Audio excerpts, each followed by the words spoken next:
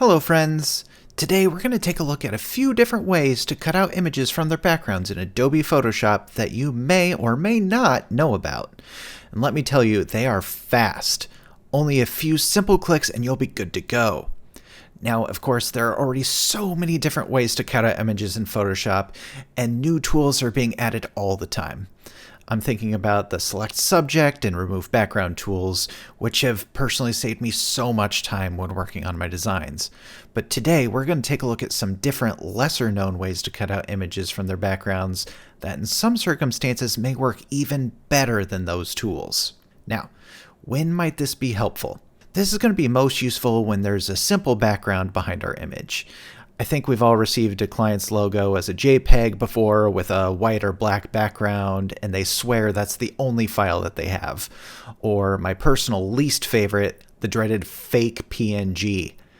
You all know what I'm talking about when you feel so relieved to find that PNG so you won't have to cut it out yourself, but then you open it up and you find yourself staring at a flattened background. That's enough to give anybody trust issues. Those are the sort of scenarios I'm trying to help out with today.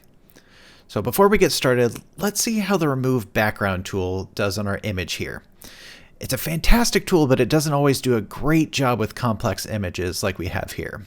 We have our disc golf basket with all these chain links and the fine details in the basket. I'm willing to bet it won't know quite how to handle this, so let's try it. So let's go over to our Remove Background. And we can see it did not do a very good job. We still have all the white areas in, well, the entire inside of the basket. We also have the inside of the disc and the 18 and a bunch of different areas in the basket down below. So let's see how we can do this a little bit better. The first method today involves going to the Channels panel. So let's go ahead and select Channels down here next to our Layers panel. If you don't see it there, you can always bring it up by going to Window, Channels, and it should pop right up. Now we're going to select one of these channels to create our selection. In our case, it doesn't matter which one we choose because we're working with an RGB black image, so each channel is going to have 100% contrast. If this were a CMYK image, we'd want to select the black channel.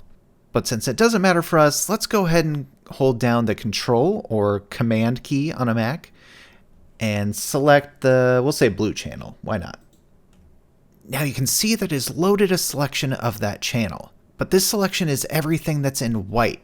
So let's go ahead and go up to Select, Inverse.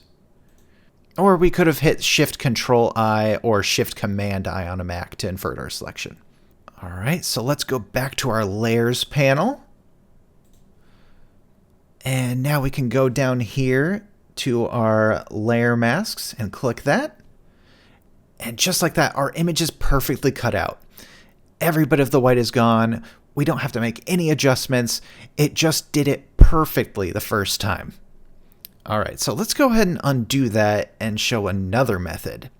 This time, let's go to our Magic Wand tool up here in the toolbar, or we can use the shortcut W to pull that up. And let's select anything that's our black color. Let's start with the center of the disc here. Now with that selected, we can go up to Select and say Similar. All right, that selected all of our black. So let's go down to our layer mask once again and apply that and see how it did. And just like that, another perfect cutout. This one even faster than the first method and still more successful than the Remove Background tool. Now, this was for a black and white image, which made it really easy. But what if we were to use a color image instead? Let's take a look. So here we have the same image, but in color. So we're going to do this in a very similar way, but in reverse this time. Last time we selected the black areas with our magic wand, but this time we're going to start with the white. The first thing I'll do is show you what this would look like if I was using the default settings. So let's go up to Tolerance and set that back to, I think we usually start with around 32 and set that. So now if I select the white area of our image, you can see it selected a lot of our chains as well with that lighter gray area. It's selecting part of our pole, so it didn't just select the outside. So let's go ahead and undo that selection.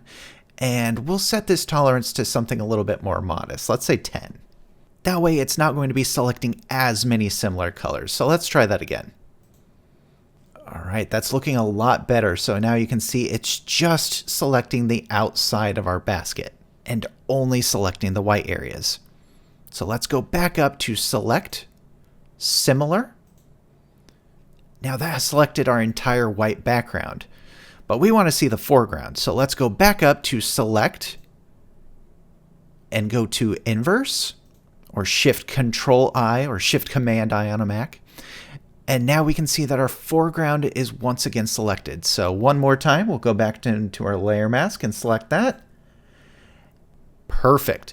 Another perfect cutout. No issues, no white left over. It didn't even select our light grays in our illustration. So that looks just like what we were hoping for. Now, hopefully you came away from this with just a few extra tools in your tool belt to make your life just a little bit easier. As always, if you have any questions, please feel free to let me know down in the comments. But otherwise, that's it for me today. Thank you so much for coming, and I'll see you next time.